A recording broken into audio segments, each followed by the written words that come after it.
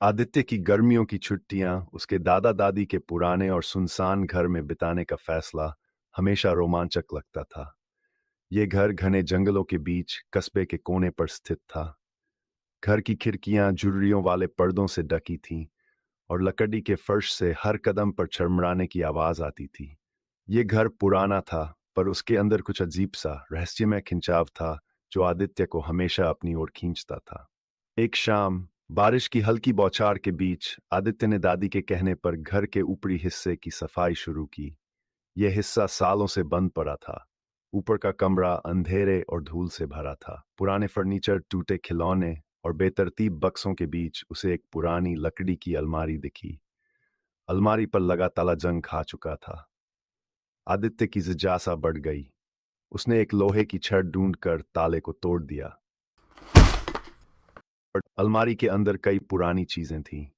पीली पड़ चुकी तस्वीरें, एक पुराना घड़ी का ढांचा और सबसे नीचे एक किताब। यह किताब बाकियों से अलग थी। उसकी जिल्द चमड़े की थी और उस पर गाढ़े सुनहरे अक्षरों में लिखा था। किताब पर धूल जमी थी, लेकिन जैसे ही आदित्य ने उसे छुआ, उसे लगा कि किताब से एक हल्की गर्माहट और कंपन निकल रहा है। किताब के पहले पन्ने पर एक चेतावनी लिखी थी। जो इसे पढ़ेगा वह अपने भाग्य का द्वार खोलेगा, लेकिन याद रखो, हर द्वार के पीछे अंधकार होता है।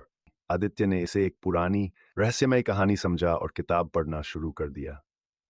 पहले कुछ पन्नों पर अजीब लिपि में लिखा था। वह शब्दों को समझने की कोशिश करने लगा। जैसे ही उसने पहला वाक्य जोर से पढ़ा, कमरे की खिड़कियां अपने आप खुल गईं। बाहर तेज हवा चलने लगी और कमरे में एक अजीब सी ठंड भर गई। अचानक किताब के पन्ने अपने आप पलटने लगे।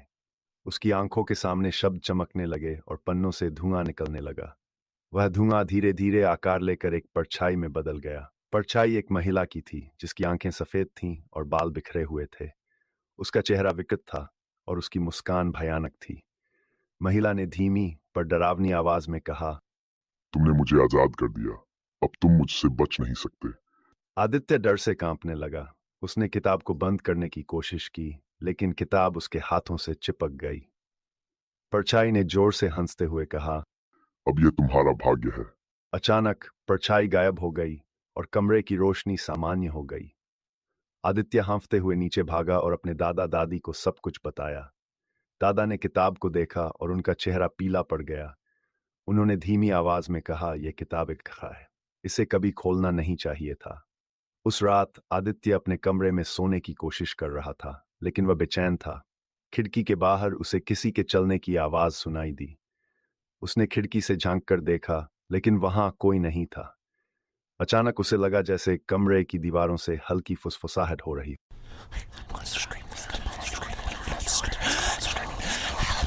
वह पलटा तो देखा कि अलमारी का दरवाजा अपने आप खुल गया है। वहां किताब रखी हुई थी और उसके पन्ने खुद ब खुद पलट रहे थे। किताब से एक और परछाई निकलकर उसके सामने आ खड़ी हुई। इस बार ये एक पुरुष की परछाई थी जिसके सिर पर सींग थे और जिसके चेहरे से काला धुआं निकल रहा था। उसने गहरी और भारी आवाज में कहा, तुमने जो दरवाजा खोला है उसे बंद करना आसान नहीं होगा। आदित्य के कमरे का तापमान गिरने लगा। वह चिल्लाता हुआ नीचे भागा। दादी ने उसे ताबीज पहनाया और कहा कि वह इसे हर हाल में अपने पास रखे। दूसरे दिन दादा ने गांव के सबसे पुराने पुजारी को बुलाया।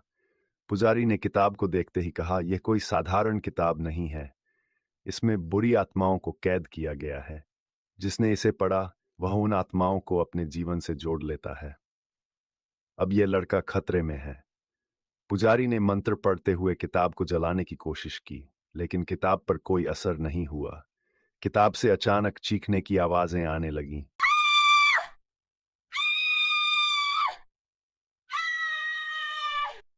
पूरे घर में अजीब घटनाएं होने लगीं। खिड़कियां और दरवाजे अपने आप खुलने और बंद होने लगे।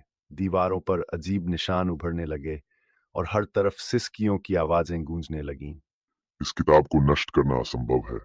इसे एक पवित्र स्थान पर दफन करना होगा, जहां यह किसी के हाथ न लग सके। दादा, पुजारी और गांव के कुछ लोग किताब को लेकर एक प्राचीन मंदिर गए। मंदिर के गर्भगृह में एक गहरा कुआं था जिसे शैतान का द्वार कहा जाता था। पुजारी ने किताब को कुएं में फेंकते हुए मंत्र पढ़े। कुएं से धुआं उठने लगा और एक भयानक चीख पूरे इलाके में गूंज गई। अचानक मंदिर की दीवारें कांपने लगीं।